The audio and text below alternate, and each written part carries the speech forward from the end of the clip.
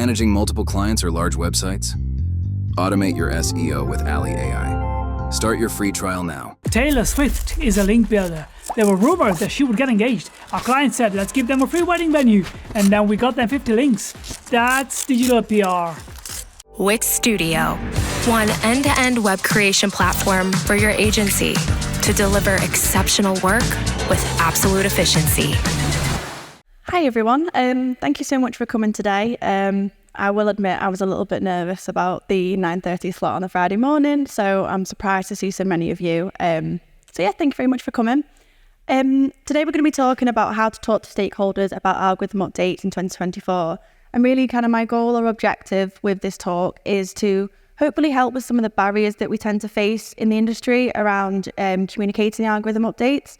We talk so much as an industry about like kind of what they are, what they mean, and what impact they have. But I personally feel that there's less conversation around how to cope with these and how to talk to stakeholders about it. I know my time in SEO, kind of when I first started out, it was quite nerve-wracking and quite hard sometimes to have these potentially sometimes difficult conversations. So hopefully today I can provide a few tips about how to do this in the right way.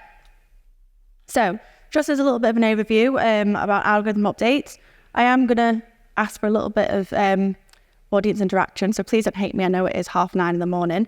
But how often do we think Google updates its algorithm every year? Oh, that was actually an answer.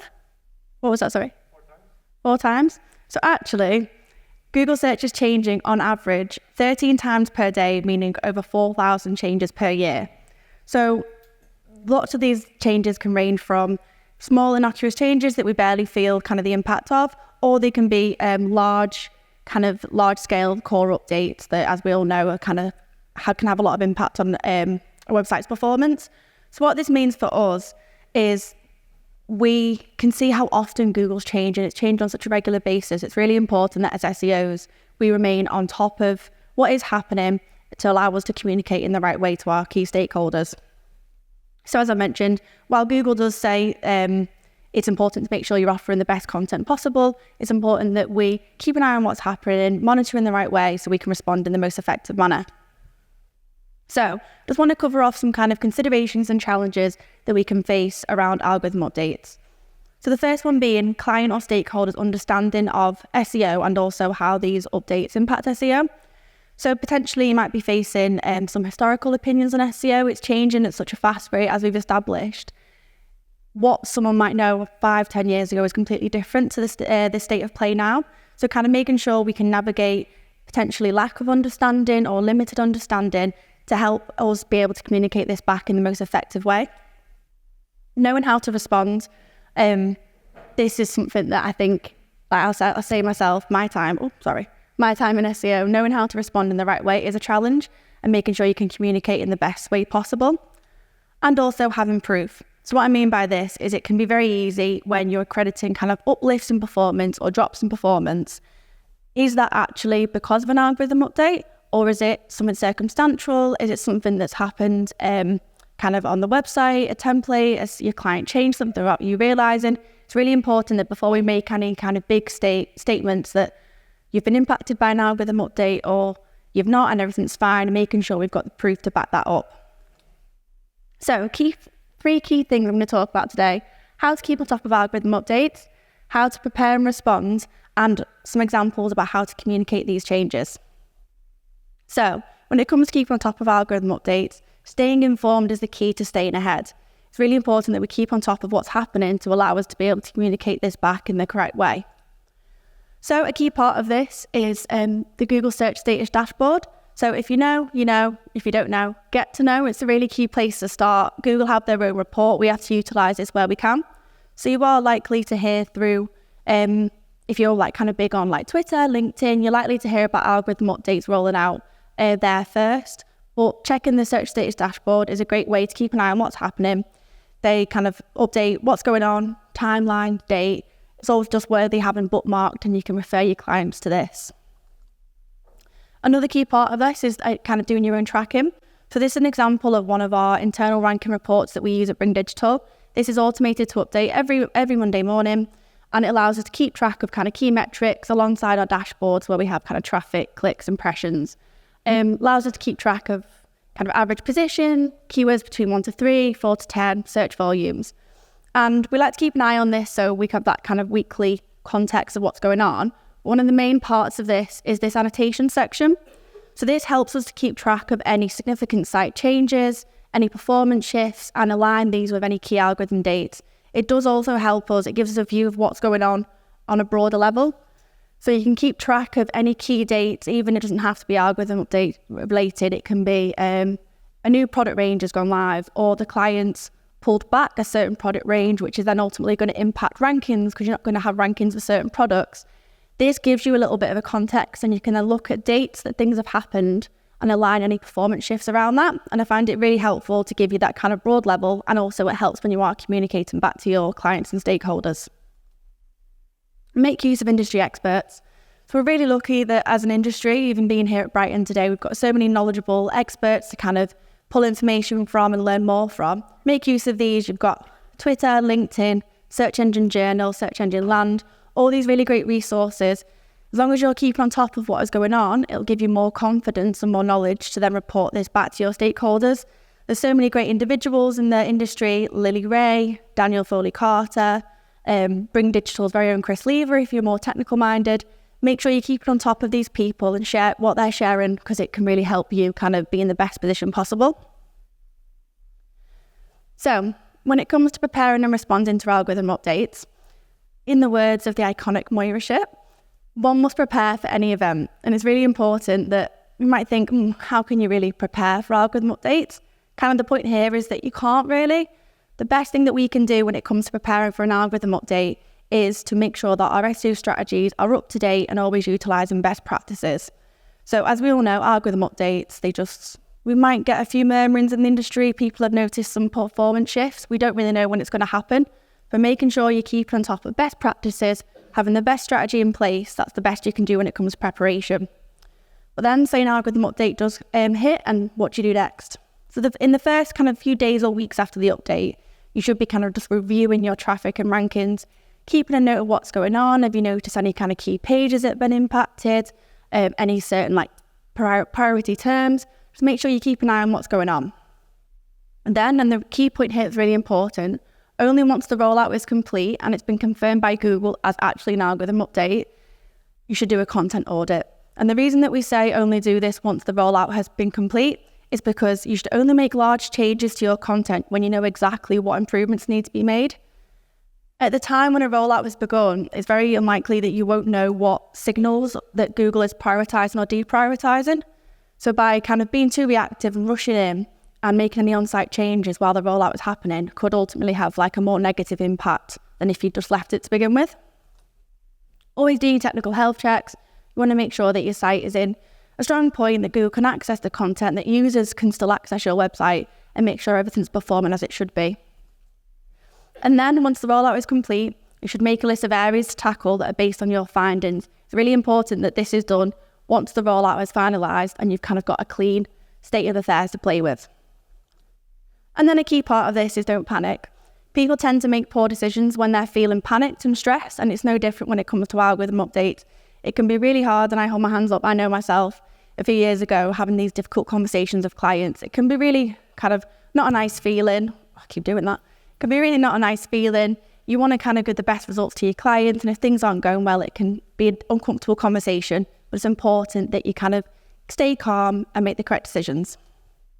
So when it comes to communicating, some tips, kind of when we're reporting back to our kind of wider business stakeholders, whether that's a client or you're an in-house and you're reporting into your kind of direct reports or you're working with clients, it's really important that we create frames of reference that helps our stakeholders understand our message so that it resonates with them and it's clear and they understand exactly what it is that you're saying. And I've kind of broken this into two sections.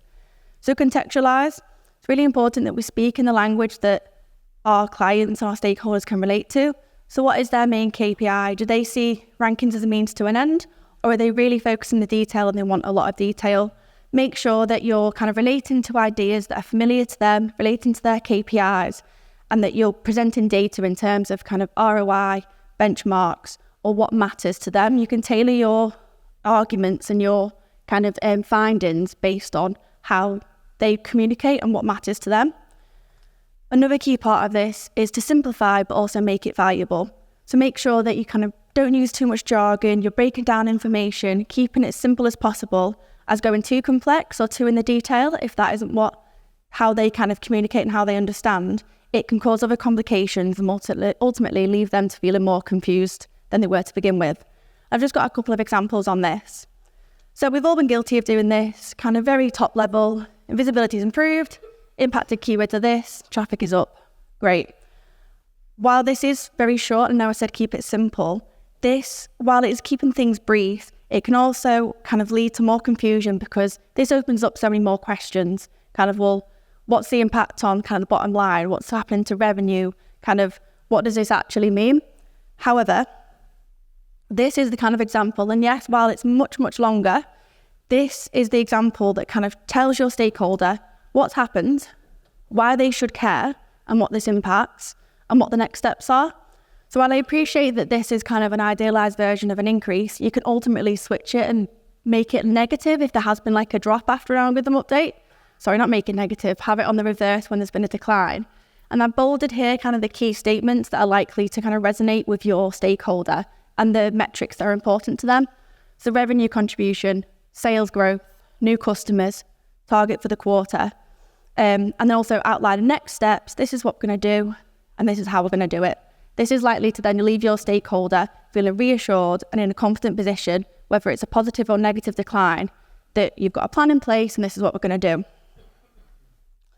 So when it comes to kind of the algorithm update kind of communication, I've put together a little bit of a timeline that can give you some suggestions of kind of the 4 key areas of when you should be communicating with your clients and stakeholders. So I've kind of, as I said, kind of outlined this in 4 key steps. The first step being when Google first announced the update, there should be some form of communication to your stakeholder or client here. And you can tailor these. I've got a few examples to run through, but you can tailor these however best suited to work with your client or stakeholder. Then there's the midway point. This is normally kind of halfway through the update or when you first start seeing any impact or any results. Then once the core update is complete, there should be another kind of action here and a bit of communication to your stakeholder.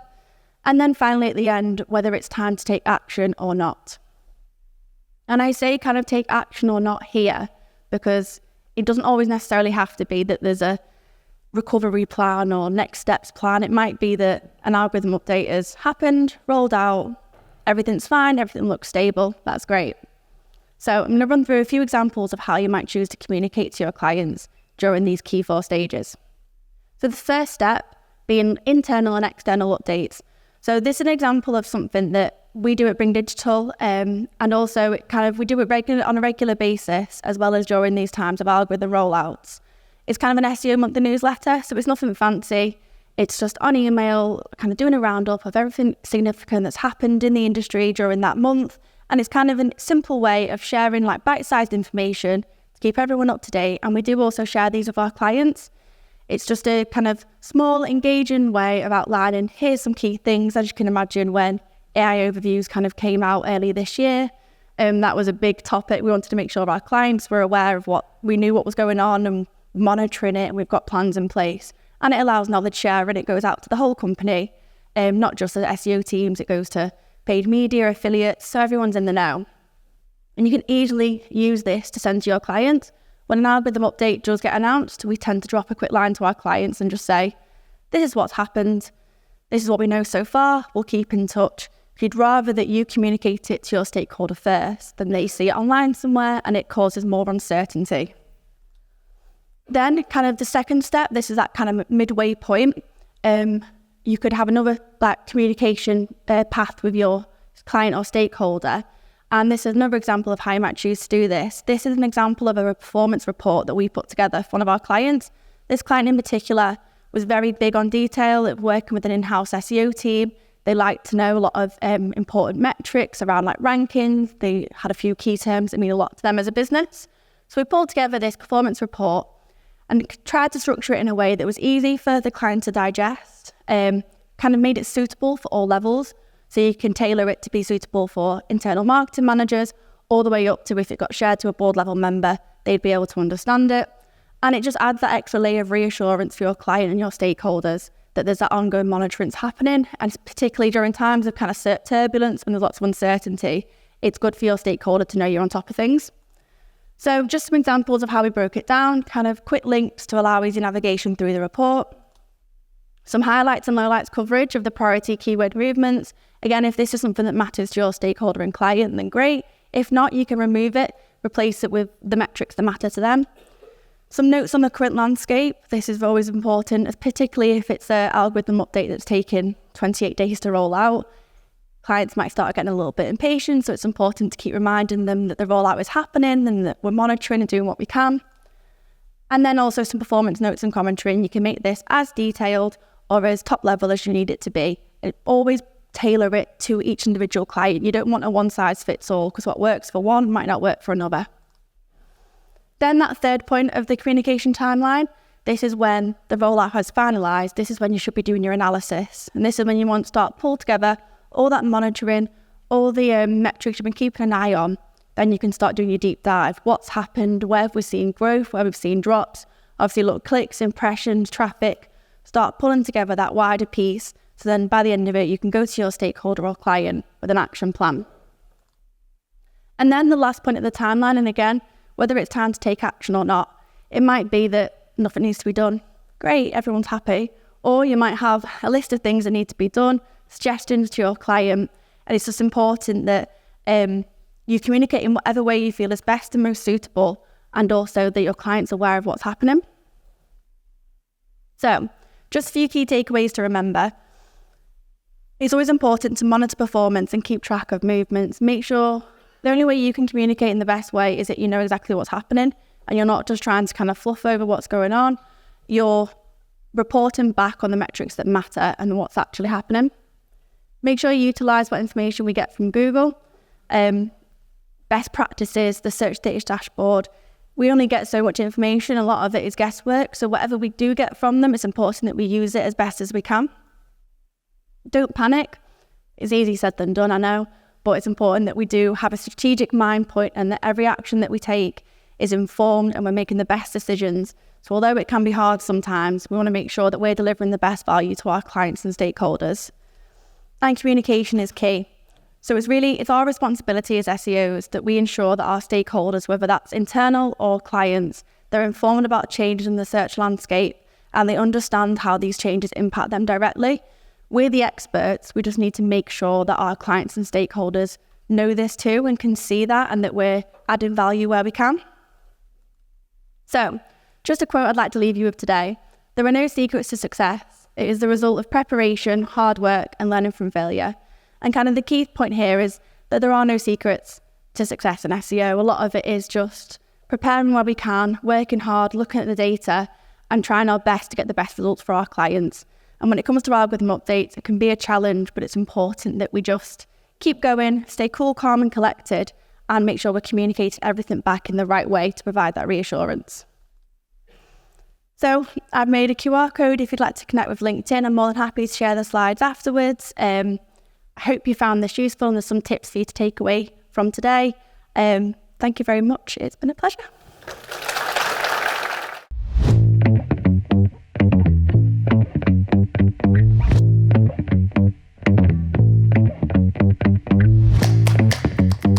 Monthly reporting making you want to shove sharp things up your nose?